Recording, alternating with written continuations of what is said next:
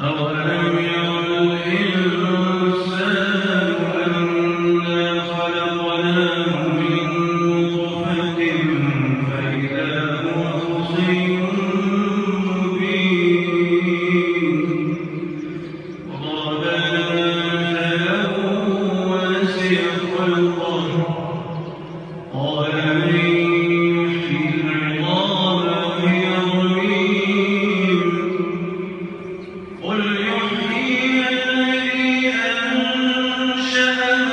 أول مرة وهو بكل خلق عليم الذي جعل لكم من الشجر الأخضر نارا فإذا أنتم منه توقدون أوليس الذي خلق السماوات والأرض بقادر على أن يخلق مثلهم بلى